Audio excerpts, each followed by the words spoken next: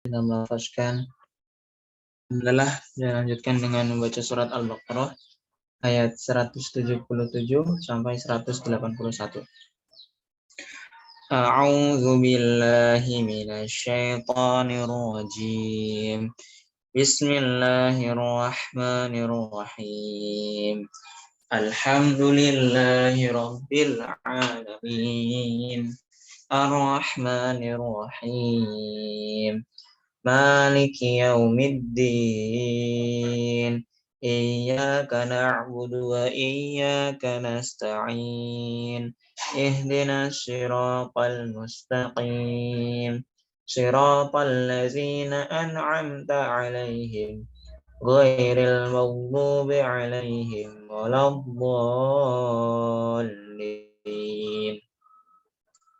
Bismillahirrahmanirrahim.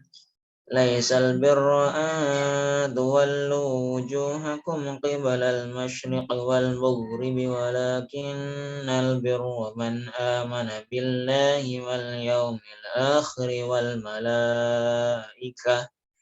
wal malaikati wal kitabi wan nabiyyin wa atal mala ala hubbihi dzawil qurba wal yatama wal masakin wa ibnas sabili wasailina wa fir riqab wa aqamas salata wa ataz zakata wal mufuna bi ahdihim idza ahadu was-sabirina fil ba'sa'i wad-dharra'i wa hinal ba's.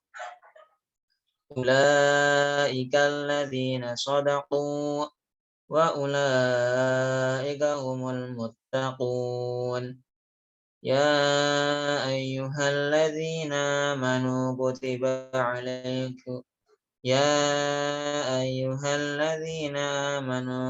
alaikum qisasu fil qatla al-hurmu bil hurmi wal 'abdu bil 'abdi wal unsa bil unsa. Faman 'afiya lahu min akhihi syai'un fattiba'un bil ma'ruf wa ada'un ilaihi bi ihsan. Dzalika takhfifun min rabbikum wa rahmah. Faman i'tada ba'da dzalika falahu 'adzabun alim. Walakum fil qisasi hayatun ya ulil albabi la'allakum tattaqun.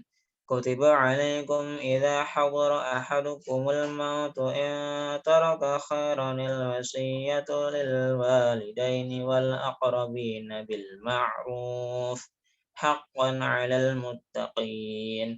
Faman baddalahu ba'da ma sami'ahu fa innama ismuhu 'alal ladzina yubaddilunah. Innallaha sami'un 'alim. Shadaqallahul 'azim.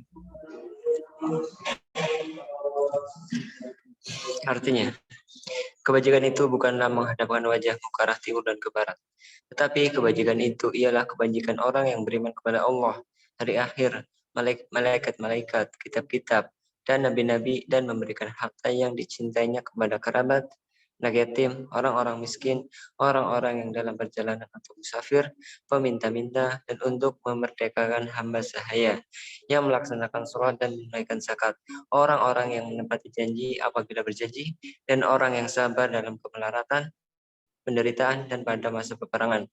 Mereka itulah orang-orang yang benar, dan mereka itulah orang-orang yang bertakwa. Wahai orang-orang yang beriman, diwajibkan atas kamu melaksanakan qisas berkenan dengan orang yang dibunuh, orang merdeka dengan orang merdeka, hamba saya dengan hamba saya, perempuan dengan perempuan. Tetapi barang siapa memperoleh maaf dari saudaranya, hendaklah dia mengikutinya dengan baik dan membayar diat atau tebusan kepadanya dengan baik pula. Yang demikian itu adalah keringanan dan rahmat dari Tuhanmu. Barang siapa melampaui batas setelah itu, maka ia mendapat azab yang sangat pedih. Dan dalam qisas itu ada jaminan kehidupan bagimu, wahai orang-orang yang berakal, agar kamu bertakwa. Diwajibkan atas kamu apabila maut hendak menjemput seseorang di antara kamu, jika dia meninggalkan harta, berwasiat untuk kedua orang tua dan karib kerabat dengan cara yang baik, sebagai kewajiban bagi orang-orang yang bertakwa. Barang siapa mengubahnya wasiat itu setelah mendengarnya, maka sesungguhnya dosanya hanya bagi orang yang mengubahnya. Sungguh Allah Maha mendengar, Maha mengetahui. Shadaqallahul azim. Terima kasih. Ustaz.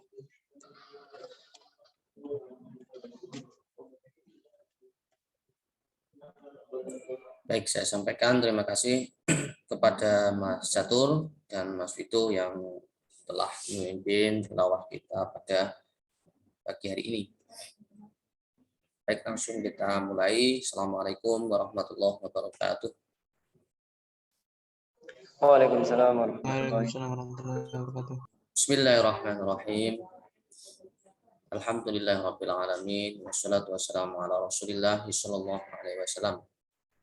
Alhamdulillah pada pagi hari ini kita dapat bertatap muka kembali dalam mata kuliah metodologi penelitian. Kita wajib dan patut bersyukur kepada Allah Subhanahu wa taala bahwa salah satu kebaikan rezeki yang baik itu hendaklah diikuti dengan syukur agar menjadi lebih sempurna.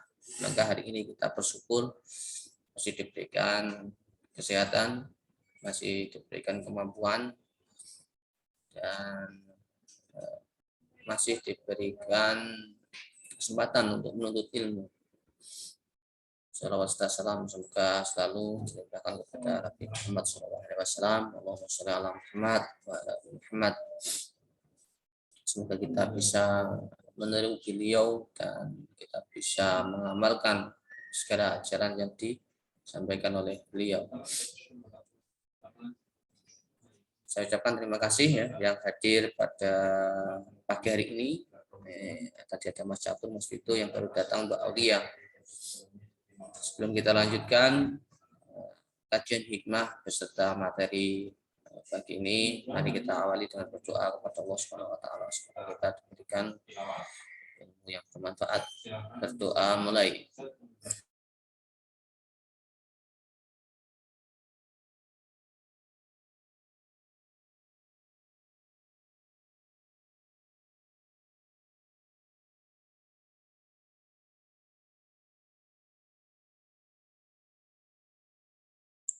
Doa selesai. Gimana kabarnya Mbak Aulia? Tes. Wah, sekarang sinyalnya lebih baik. Alhamdulillah sehat Ustaz.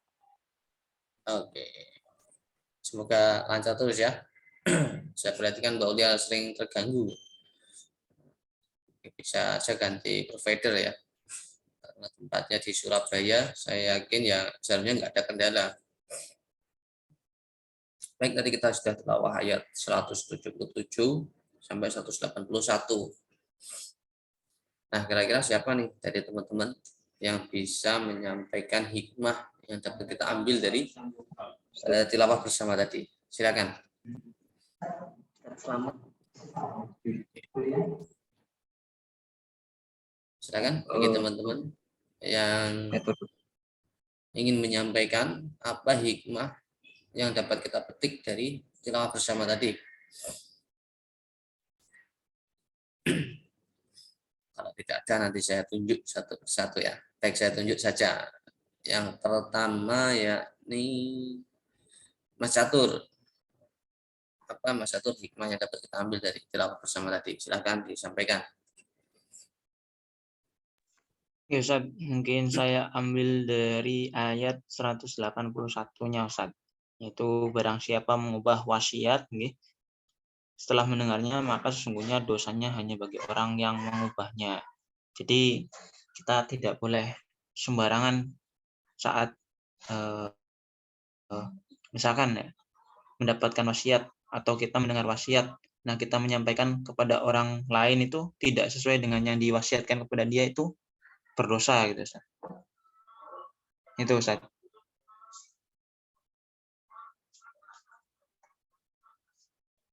Betul ya. Wasiat wasiat itu memang hukumnya wajib ya, yang menerima wasiat ya. Seperti yang disampaikan oleh satu tadi ya. Ini ayat 181.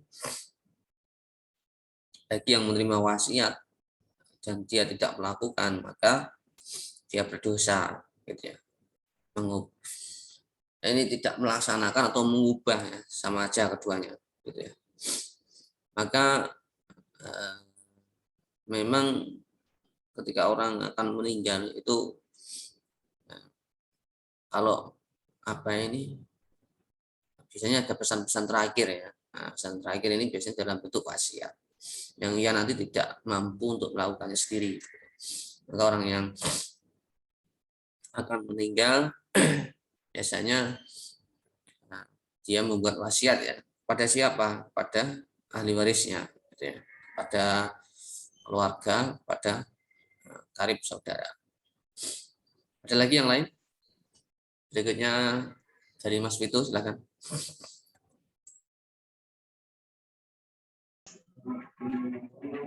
Ustaz, ini mau dari ayat 180 yang artinya diwajibkan atas kamu apabila maut hendak menjemput seseorang di antara kamu, jika dia meninggalkan harta, berwasiat untuk kedua orang tua dan kerabat dengan cara yang sebagai kewajiban bagi orang-orang yang bertakwa. Di sini ada ditekankan sebagai kewajiban bagi orang yang bertakwa apabila memiliki harta dan misalnya apabila disebut maut atau kita akan meninggal itu diwajibkan berwasiat kepada kedua orang tua dan karib kerabat dengan cara yang baik, karena itu salah satu kewajiban sebagai orang yang bertakwa.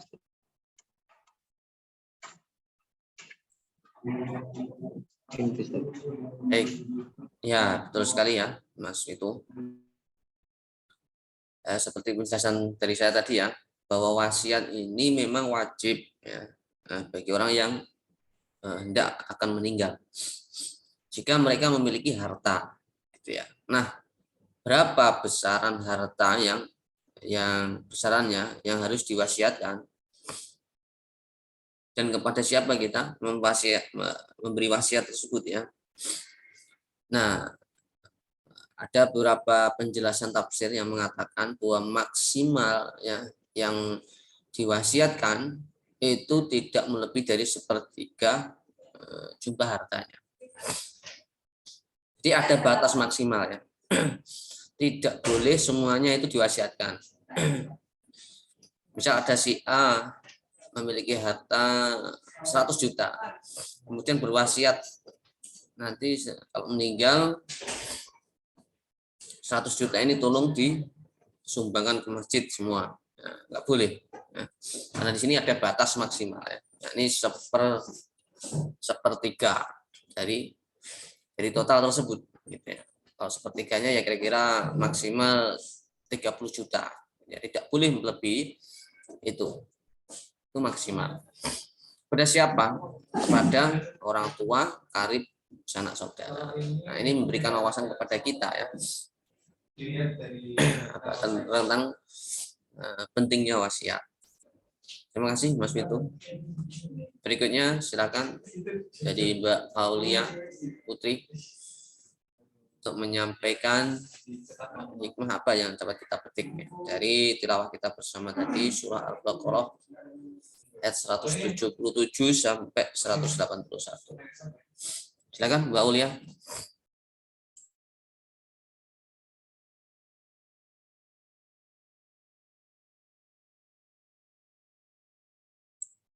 Halo, Mbak Aulia.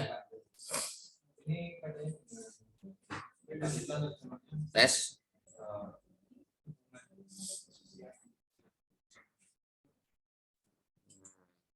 Oke, ini ditinggal kemana nih?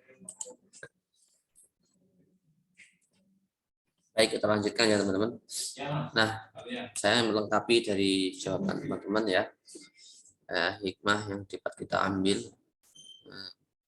Ada beberapa bab ya, yakni tentang makna kebaikan dan yang kedua tentang hukum kisos. Ya. Nah, dulu orang Yahudi Nasrani, dia menganggap sebuah kebaikan itu ketika menghadapkan wajahnya ke barat dan ke timur, gitu ya. Nah, berbeda dengan konsep di Islam, ya. Ibadah itu tidak menghadapkan wajahnya ke seperti orang Yahudi tadi, ya, Yahudi Nasrani tadi. Melainkan apa? Bahwa kebaikan atau kebajikan itu, yakni yang pertama yakni tauhid. Maka kita harus memiliki akidah yang benar terlebih dahulu. Ya. Jadi di ayat 170 disebutkan yang pertama adalah beriman kepada Allah. Perlu teman-teman ketahui ya bahwa ayat Quran yang mayoritas yang paling banyak ya, membahas itu berkaitan dengan tauhid, tentang keesaan Allah. Nah, inilah yang membuktikan bahwa Quran yang jumlah ayatnya 6.236 itu ya, 3.000 lebihnya itu membahas tentang ketauhidan. Maka masalah keimanan ini adalah menjadi masalah yang paling penting. Misal surat Al-Ikhlas ya, Qul huwallahu ahad, katakanlah bahwa Allah itu satu. Ya, Allah itu satu. Ada yang mengatakan ya sesungguhnya di dalam penciptaan langit dan bumi terdapat tanda-tanda kekuasaan Allah. Semuanya itu tentang tauhid. Bagaimana kita orang beriman mengingat Allah, gitu ya. Pertanyaannya, gitu ya. Ini kan beriman. Bagaimana kita beriman kepada Allah ini? Gitu ya. Ada yang mengatakan kita ini harus mengingat Allah ya, kapanpun ya. Di dalam ayat yang lainnya disebutkan dalam keadaan berdiri, berbaring, atau dalam keadaan lainnya kita harusnya mengingat Allah, atau nama lainnya adalah berzikir. Nah, berzikir itu pula tidak difokuskan kepada misal kita mengucapkan kalimat-kalimat tasbih, kalimat-kalimat tauhid dan lain sebagainya ya. Tapi lebih kepada perenungan begitu ya. Boleh saja kita berzikir, misal mengucapkan kalimat tauhid 100, tapi pikiran kita melayang kemana-mana. Nah, itu namanya bukan berzikir ya. Tapi lebih fokus kepada jumlah hitungan dari ayat tersebut. Jadi zikir tersebut gitu ya. Entah kalimat yang kita ucapkan. Nah, itu yang pertama kepada Allah. Kemudian kepada hari akhir, kepada malaikat, kitab-kitab, nabi-nabi. Dan memberikan harta yang dicintai kepada kerabat, anak yatim, orang miskin, orang musafir, peminta-minta, memerdekakan sahaya, melaksanakan sholat, menunaikan zakat, menepati janji, bersabar atas kemelaratan penderitaan masa peperangan.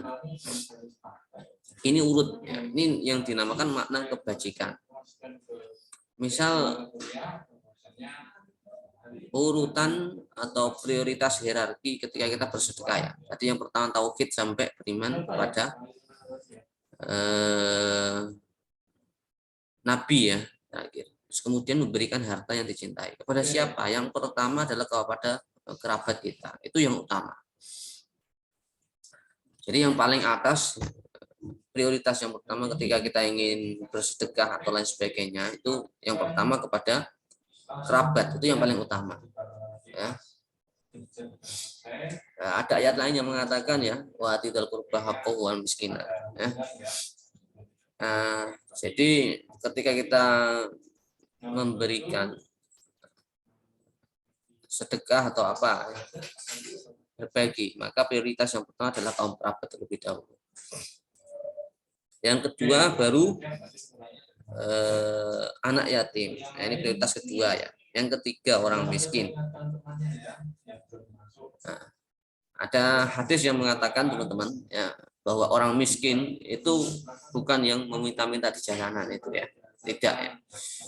Nah, definisi orang miskin itu dia tidak bisa memenuhi kebutuhan dan dengannya dia tidak bisa bersedekah di hari itu.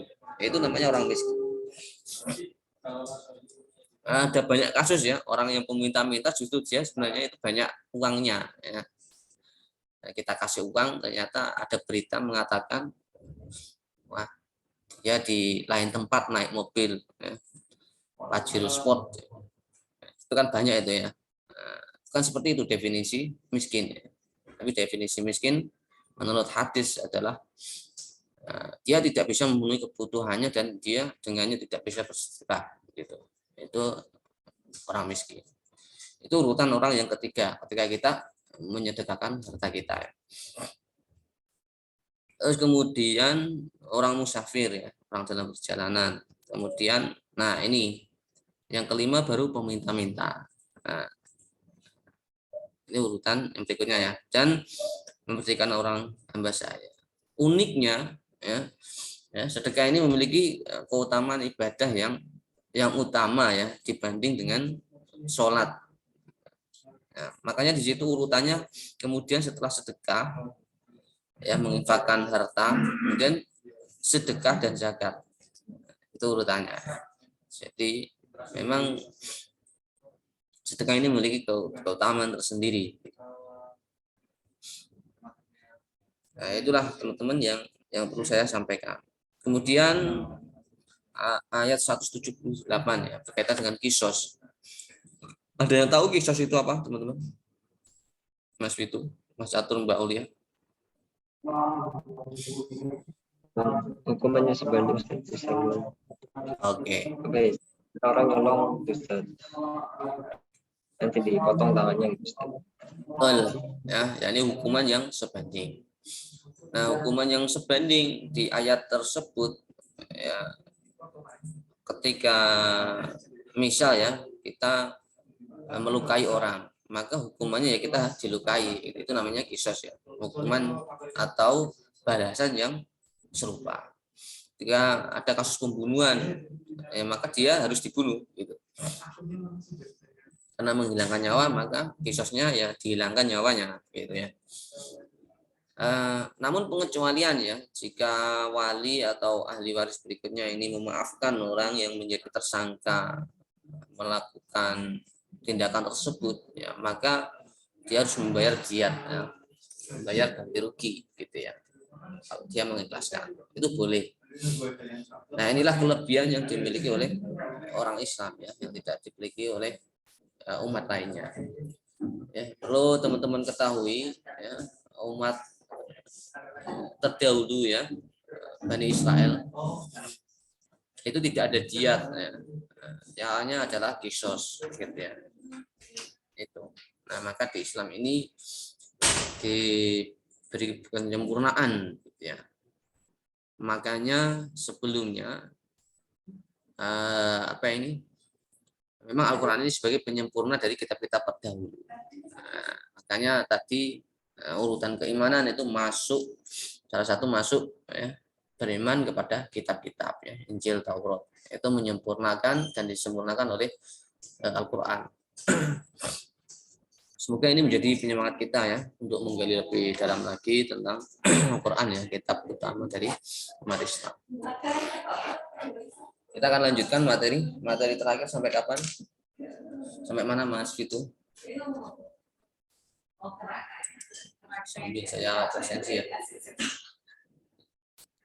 Ya hadir Mas Vito, Mbak Aulia, Mas Catur.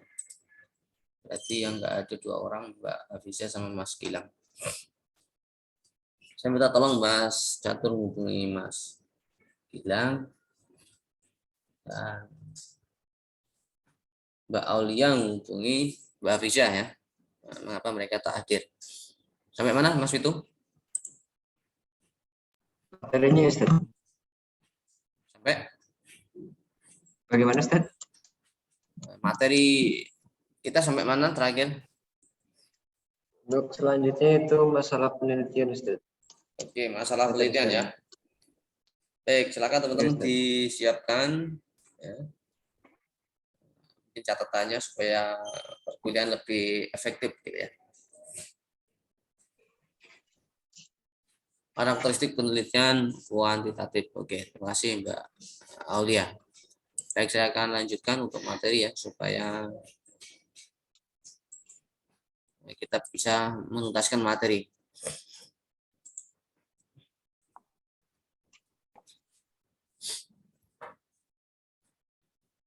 Apakah sudah nampak? Satu Mas itu. Sudah, Ustaz. Oke, saya akan melengkapi yang terakhir ya di pengantar ini. Keterampilan apa yang dibutuhkan untuk melakukan penelitian? Nah, teman-teman ini kan posisinya nanti sebagai peneliti pemula ya. Keterampilan apa yang harus pertama dibutuhkan? Yang pertama yakni keterampilan yang harus dikuasai ya sebagai peneliti pemula khususnya. Yang pertama adalah keterampilan menyelesaikan masalah. Ini penting ya. Ini keterampilan menyelesaikan masalah. Mengapa? Karena ketika kita terampil menyelesaikan masalah, berarti kita bisa mengondisikan, bisa mencari alternatif penyelesaian dari beberapa alternatif yang paling tepat, gitu ya. Nah, kita kan harus jeli ya melihat akar permasalahan supaya penyelesaian yang kita pilih itu tepat, sehingga masalah yang kita selesaikan dengan cara yang tepat itu akan menyelesaikan masalah ya, bukan sebaliknya, maunya menyelesaikan masalah tapi penyelesaian tidak tepat justru menimbulkan masalah yang lainnya. Itu nggak boleh gitu ya.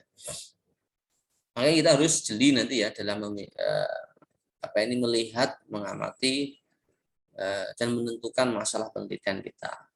Ini harus. Yang kedua, fokus pada aktivitas yang dikerjakan. Nah, ini nampaknya sepele ya, namun penting bagi seorang yang mengerjakan penelitian. Penelitian ini sebuah proses ya, yang tidak singkat sehingga membutuhkan fokus. Ya, sama seperti teman-teman ketika hafalan. Nanti ketika teman-teman mengerjakan skripsi harus fokus, tidak boleh disambi ya. Harusnya begitu supaya segera selesai.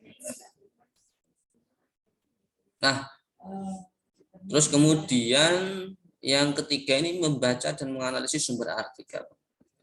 Keterampilan yang ketiga yang harus teman-teman kuasai yakni terampil membaca dan menganalisis artikel. Nah, ini kaitannya dengan nanti penelitian yang akan kita kerjakan.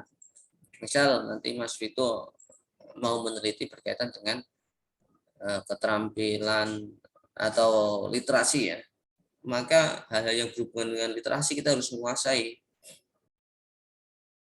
Kemudian di lapangan di sekolahnya Mas Vito menemui siswa yang mengalami masalah literasi, maka berbagai sumber artikel yang berkaitan dengan literasi harus dibaca supaya dalam menemukan dan memutuskan penyelesaian itu menjadi lebih tepat.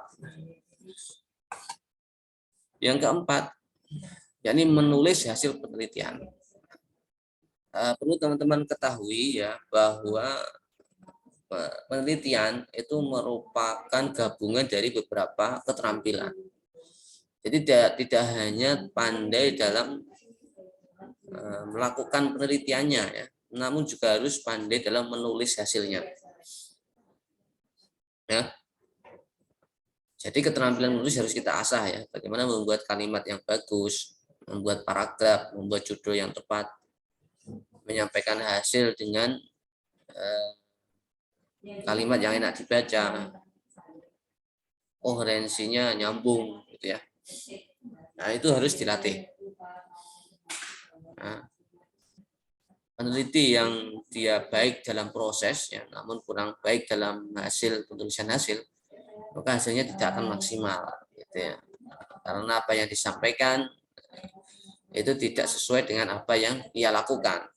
Gitu. Maka ini harus nyambung ya, bisa melakukan penelitian, juga bisa menuliskannya, supaya nanti bisa dibaca oleh pembaca yang memerlukan tulisan kita.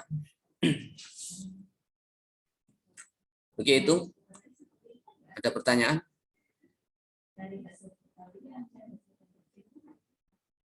Oke ya, kita lanjut ke berikutnya ya. Berikutnya, setelah kita belajar tentang pengantar penelitian ya, apa penelitian, jenis-jenisnya, karakteristik dan lain sebagainya, maka hal pertama yang harus kita kuasai yakni terkait dengan masalah penelitian. Maka di bagian ini kita harus bisa mendefinisikan apa itu masalah. Nah, apa yang dimaksud masalah? Ya, saya blok ini ya. Masalah merupakan kesenjangan antara harapan dengan fakta. Salah juga didefinisikan sebagai kondisi yang tidak sesuai dengan teori. Tahu ya, ini kontradiktif. Misal ilustrasinya, anak kelas 1 ini seharusnya semua siswa bisa membaca, namun masih ditemukan 5 siswa tidak bisa membaca. Maka ini masalah. Teorinya mengatakan dia harus bisa membaca, namun faktanya masih ada 5 siswa yang belum bisa membaca. Contoh lainnya lagi ya. Seharusnya anak kelas 2 ini keterampilan numerasinya dia seharusnya bisa berhitung sampai 2 digit atau 3 digit gitu ya. Namun kebanyakan masih 1 digit ya. Maka ini menjadi masalah. Ini yang dinamakan masalah. Misalnya lagi fasilitas di ruang kelas seharusnya bersih, tidak kotor, bau. Namun faktanya kotor, banyak sampah. Ini menjadi masalah. Jadi kita melihat hal sepele yang hal itu tidak sesuai dengan fungsi, tidak sesuai dengan peruntukannya, maka itu menjadi sebuah masalah. Ya. Misal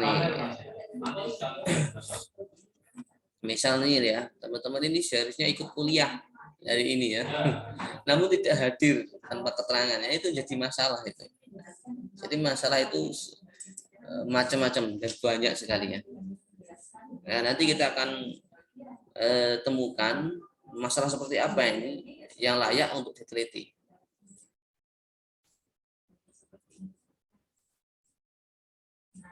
Nah, ini ya, ini yang dimaksud makna masalah itu sendiri. Kemudian, teman-teman, di berikutnya, ini ada syarat ya yang harus dipenuhi dalam memilih sebuah masalah penelitian. Jadi tidak semua masalah itu perlu diselesaikan dengan penelitian, tidak perlu ya. Misalnya teman-teman menemukan kotoran di depan rumah. Ya, ini masalah ini ya, banyak debu ini. Kelamaan nanti kalau diteliti. Cukup sederhana saja ya, ambil sapu, kemudian disapu debu itu bersih, selesai. Hal itu bisa menjadi masalah kalau itu mungkin terjadi berulang-ulang. Ya. Misal sudah ada peringatan ya, kalau mau masuk rumah alas kakinya dicopot biar kotorannya tidak masuk. Namun faktanya anggota keluarga ada yang bandel. Nah, itu menjadi masalah, itu baru menjadi masalah. Sudah ada rambu dan aturan, tapi masih ada orang yang melanggar, itu masalah. Namun kalau hal itu ilustrasinya hanya 1 kali, ya cukup diselesaikan dengan cara yang saya sampaikan tadi ya. Kalau ada debu cukup disapu. Nah, sama dengan penelitian, teman-teman. Jadi tidak semua masalah yang kita lihat ya, itu harus diselesaikan dengan penelitian. Tidak. Jadi intinya memang penelitian ini adalah untuk menyelesaikan sebuah permasalahan. Entah nanti teman-teman menjadi peneliti yang lebih mahir lagi ya, lebih expert lagi. Kan ada nanti tentang bahwa penelitian ini adalah harus unik ya. Menyempurnakan penelitian terdahulu. Misal penelitian tentang sampah tadi sudah dilakukan oleh A, B, C, D, banyak orang ya. Namun kondisinya berbeda yang teman-teman temui di lapangan. Maka itu menjadi penyempurna terhadap satu topik tersebut. Nah, tidak semua masalah yang ditemui oleh peneliti dapat dipilih sebagai masalah yang menjadi fokus penelitian, karena ada beberapa masalah yang tidak dapat dijangkau oleh peneliti. Ini penting ya. Jadi kita ini terbatas ya dengan kemampuan yang kita miliki. Maka tidak semua masalah kita harus bisa selesaikan itu dengan penelitian yang kita lakukan. Misal ada masalah tentang kerusakan sepeda motor, kita kelamaan kalau itu dilakukan kita sendiri. Ya, caranya dengan cukup dibawa ke bengkel. Karena itu bukan bidang kita ya. Kalau ada kerusakan mungkin atap rumah kita gitu ya. Kalau kita nggak memiliki kompetensi terkait dengan bangunan, ya kita nggak bisa menyelesaikan itu. Makanya solusinya ambil tukang ya, menyewa tukang, kemudian disuruh memperbaiki, selesai. Nah, masalah-masalah penelitian ini adalah masalah yang timbul kemudian ketika tidak segera diselesaikan itu menimbulkan masalah yang lainnya, gitu ya. Inilah pentingnya kita memahami masalah yang layak untuk diteliti nanti. Misalnya ya, dari satu kelas, ya, kelas 3 misal, nilainya ini 80% di bawah KKM, maka ini menjadi masalah kalau tidak diselesaikan. Nah, sebenarnya bisa saja ya, Mas Vito nanti ketika menemui di lapangan seperti itu tidak harus melakukan penelitian, bisa saja demikian. Ya, namun agar kebermanfaatan itu dirasakan oleh orang lain, maka itu lebih baik diteliti, gitu ya. Sehingga ketika misal temannya Mas Vito yang sama-sama jadi guru, kemudian menemukan masalah yang sama, dan Mas Vito adalah orang yang berpengalaman di masalah tersebut dan penyelesaian masalahnya bagus, maka itu dapat ditiru. Dan itu menjadi amal jariah Mas Vito. Makanya penelitian itu tidak hanya dilakukan oleh si peneliti sendiri ya, maka ya harus dipublikasikan agar ilmu pengetahuan itu berkembang. Gitu ya. Tidak hanya diketahui oleh si peneliti sendiri. Ya, jadi semakin kita produktif meneliti, sebenarnya kita juga semakin memberikan sumbangsi terhadap pengembangan ilmu pengetahuan. Ya. Setiap peneliti ini memiliki keunggulan ya dan keterbatasan seperti yang saya sampaikan tadi. Maka kita selayaknya ini hanya fokus pada yang kita bisa lakukan.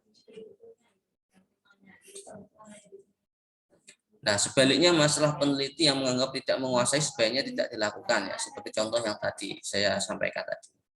Apabila tetap memaksa mengambil masalah tersebut, dikhawatirkan tidak selesai penelitiannya. Nah, misal nih Mas Vito ini lemah dalam hal menghitung ya. Misalnya matematika ini mungkin lemah. Jangan memaksakan mengambil terkait dengan masalah yang berkaitan dengan matematika. Gitu ya. Nah, ambil masalah yang dikuasai agar penelitiannya ini selesai, gitu ya. Itu tujuannya. Nah, apa saja syarat yang harus dipenuhi? Yang pertama, yakni peneliti tahu sumber masalah dan mengetahui cara pengumpulan datanya.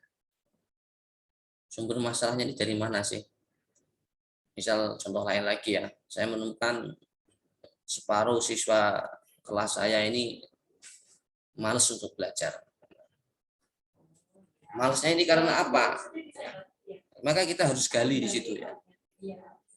Misal 50% tadi kita tidak tahu nih penyebabnya apa. Maka kita harus gali itu dengan cara wawancara, survei, atau cara yang lainnya. Bisa saja dia malas karena nggak punya sumber belajar. Bisa saja dia malas karena dipengaruhi oleh temannya. Bisa saja dia malas belajar karena cara mengajar gurunya kurang tepat, kurang enak, kurang menantang. Bisa saja dia malas belajar ya karena materinya sudah sering disampaikan macam-macam. Maka kita sebagai peneliti harus bisa menggali sumber masalahnya itu apa sih, dengan cara wawancara. Misal contohnya ya, dari 5 siswa ya kita tanya satu-satu. Kamu malas karena apa? Ruangannya panas. nggak ada kipas, saya malas belajar. Tanya ke orang kedua, emang apa kamu malas belajar? Oh, saya nggak punya bukunya Pak. Bisa saja mengatakan demikian ya. Mengapa kamu malas? Tanya orang ketiga. Nah, saya tadi belum sarapan sehingga lemes. Bisa saja, macam-macam. Nah, jawaban yang menjadi mayoritas dari seluruh responden tersebutlah yang kita harus selesaikan. Gitu ya. Dan kita tahu cara pengumpulan datanya. Seperti kata penelitian ya di pengantar sebelum-sebelumnya saya menyampaikan bahwa penelitian ini mencari data kembali, ya, research, ya, pencarian kembali. Ya, kita harus bisa mengumpulkan datanya dari mana. Nah, yang syarat yang kedua, peneliti dapat mengumpulkan sumber referensi. Bahwa penelitian yang kita lakukan itu pasti sudah pernah dilakukan oleh peneliti terdahulu. Pasti sudah. Makanya di setiap penelitian kita ini diharuskan ada kajian literatur. Fungsinya apa? Kajian literatur itu fungsinya untuk menyempurnakan dan menemukan keunikan penelitian kita. Kalau ternyata kita habis membaca sumber referensi, ternyata sudah pernah diselesaikan oleh orang lain, ya kita nggak perlu melakukan penelitian. Cukup cara orang lain tersebut kita terapkan di masalah kita, selesai. Namun apabila masalah tersebut ya, kondisinya berbeda, situasinya berbeda, maka nggak bisa diselesaikan dengan penelitian terdahulu yang pernah dilakukan oleh orang lain. Maka kita sebagai orang yang akan meneliti, ini tugasnya menyempurnakan. Maka ini bahasa kerennya ya ada peneliti yang mengatakan ini ya, state of the art-nya sebuah penelitian, ya, novelty penelitian. Nanti teman-teman akan mengetahui ini gitu ya. Tapi sederhananya itu bahwa sumber referensi ini sebagai pelengkap. Ya. Misal masalah malas belajar tadi, peneliti lain sudah menyelesaikan ya, dengan memberikan ice breaking, mengatur kelas, macam-macam pokoknya. Nah, ternyata unik masalahnya di kelasnya Mas Vito. Nah, siswa males ini karena tidak disupport oleh orang tuanya untuk belajar ke sekolah. Bisa saja ya. Nah, ini unik. Maka itu harus dilakukan dengan cara penelitian supaya ketika orang lain menemukan masalah yang sama, model atau cara penyelesaian yang dilakukan oleh Mas Vito ini dapat diadopsi atau ditiru oleh orang lain. Sehingga ini menjadi pengembangan ilmu, ya, menjadi aspek amal jariah dari apa yang dilakukan oleh Mas Vito. Kemudian yang ketiga, apa syarat yang harus dipenuhi dalam memilih sebuah masalah? Tiga, yakni peneliti memiliki kemampuan dan keterampilan dalam melakukan penelitian ya, pada masalah yang dipilih. Nah, maka tadi di pengantar saya sampaikan, jangan sampai kita memilih sebuah permasalahan yang kita tidak bisa menyelesaikannya. Kita tidak menguasai masalah tersebut, jangan sampai. Karena nanti dapat dipastikan kita tidak bisa menuntaskan penelitian tersebut. Itu tiga syarat utama ya. Sebenarnya ada beberapa syarat lainnya ya, namun saya meringkas menjadi tiga saja supaya ini menjadi perhatian teman-teman nanti ketika membuat skripsi. Ada pertanyaan?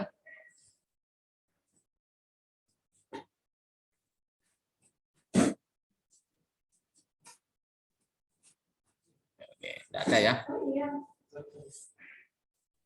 Kemudian kita lanjutkan, teman-teman.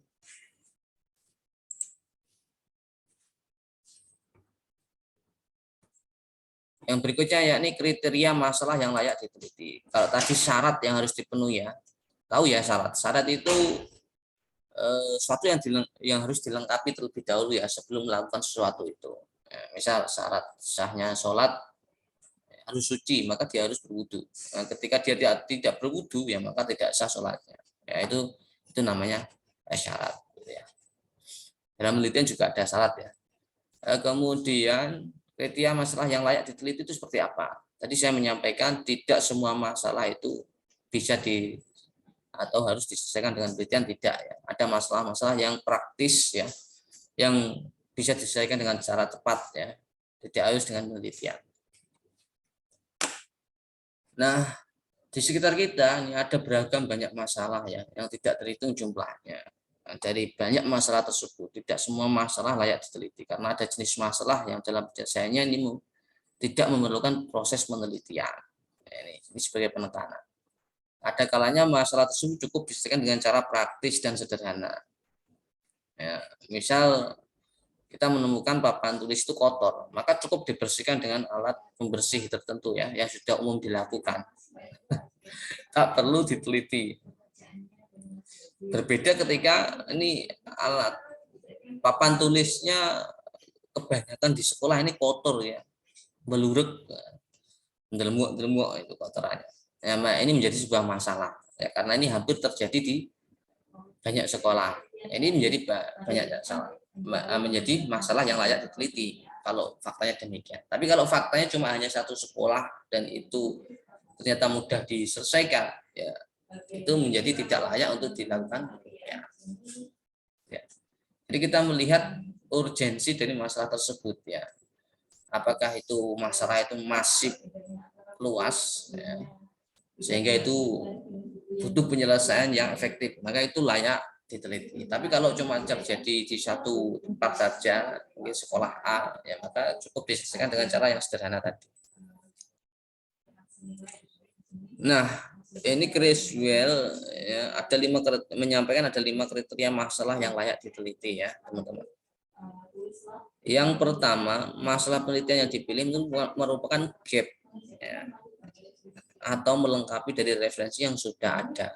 Inilah teman-teman yang seperti saya sampaikan tadi. Jadi kalau masalah penelitian yang kita pilih itu ternyata tidak merupakan gap, ya maka itu tidak layak dijadikan sebuah masalah penelitian karena sudah dilakukan ya. Yang kedua, masalah penelitian yang dipilih bukan dari masalah yang sama sebelumnya. Sebenarnya sah-sah saja ya kita memilih masalah yang sama. Misal saya terkait dengan hasil belajar siswa. Nah, pasti sudah banyak peneliti yang sudah melakukan atau sudah menyelesaikan terkait dengan hasil belajar tersebut ya. Namun ketika kondisi dan konteksnya berbeda, ya itu boleh. Tapi kalau selama konteks dan kondisinya sama, ya nggak perlu kita ambil masalah tersebut ya, karena sudah pernah dilakukan oleh orang lain. Kita hanya mengadopsi saja. Yang ketiga, masalah penelitian yang dipilih ini dapat dikaji lebih dalam dan luas daripada penelitian sebelumnya. Artinya apa? Masalah tersebut membutuhkan penyelesaian khusus yang tidak bisa diselesaikan dengan penyelesaian penelitian sebelumnya. Ya, itu menjadi layak. Seperti papan tulis tadi ya, yang kotor ternyata di banyak sekolah juga demikian, maka ini menjadi masalah. Yang kelima, masalah penelitian yang dipilih dapat membantu banyak orang atau pihak-pihak yang membutuhkan. Inilah ya. Oleh karena itu masalah ini harus dialami oleh banyak orang. Sebenarnya kalau cuma sedikit orang apakah itu enggak layak? Ya layak saja ya, tapi tingkat urgensinya tidak sebanyak yang dilakukan atau dialami oleh orang. Kalau hanya dialami oleh satu orang, ya itu berarti khusus pengecualian. Tapi kalau dialami oleh banyak orang, ya berarti itu menjadi masalah yang urgent untuk diselesaikan. Kalau tidak segera diselesaikan, ya banyak orang yang akan terkena dampak dari masalah tersebut. Itu sederet atau 5 kriteria masalah yang layak diteliti. Kira-kira sampai sini dulu teman-teman. Jika ada yang ditanyakan, masih ada beberapa menit, silakan saya berikan kesempatan. Nanti kita akan kaji lagi tentang masalah penelitian kuantitatif dan penelitian kualitatif. Kemudian masalah makna penelitian sendiri. Silakan bagi ada yang mau bertanya atau klarifikasi kalau ada hal yang kurang jelas.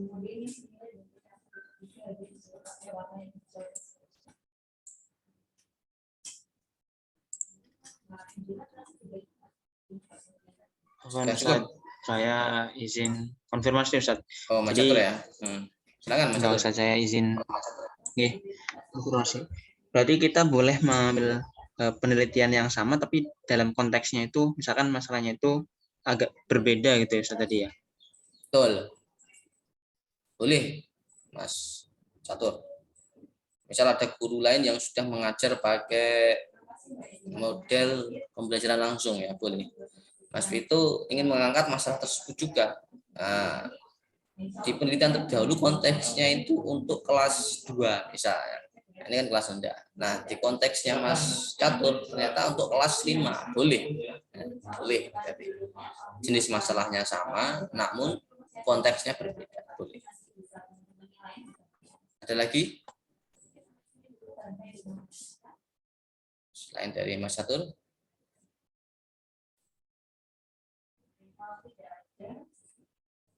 Oke. Untuk mengenai gap itu maksudnya bagaimana Ustaz? Oke, Kurang gap begitu. ya. Saya ulangi, gap itu pembeda, Mas Vito ya. Gap itu pembeda. Misal di kajian pustaka sebelumnya, ya, saya mengatakan kajian pustaka atau kajian literatur. Itu berarti artikel-artikel yang sudah pernah dibahas oleh orang lain. Misal kembali ke anak malas belajar tadi ya. Orang A malas diselesaikan dengan memberikan motivasi. Orang B, orang malas dikasih penyesuaian lingkungan. Orang C, orang malas dikasih uang. Nah, macam-macam. Nah, kalau ternyata Mas Vito belum menemukan cara yang berbeda dengan yang pernah dilakukan oleh orang-orang sebelumnya, ya berarti nggak perlu dilakukan penelitian. Tapi Mas Vito beranggapan masalah males ini bisa diselesaikan dengan cara di kelas dikasih makan. Nah, dia menjadi semangat. Nah, berarti ini unik, ini gap namanya, yang belum pernah dilakukan oleh peneliti sebelumnya. Ini yang dimaksud gap ya, atau perbedaan, atau belum pernah dilakukan oleh orang lain dengan masalah yang sama, walaupun apa ini anunya berbeda ya, walaupun berbeda oleh orang yang berbeda, masalahnya sama. Itu Mas, itu ada lagi? Ya, silakan. Sudah cukup jelas. Oke, alhamdulillah kalau sudah cukup jelas, saya ucapkan terima kasih. Ya, semoga ini menjadi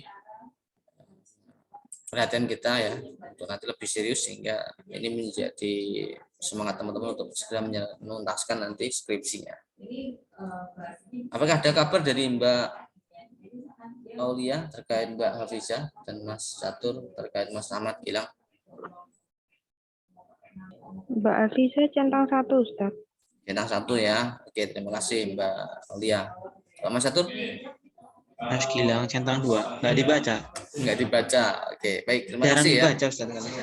Jangan dibaca. Wah, ini berarti ada masalah ini ya. Ya, ini menjadi masalah untuk kita selesaikan.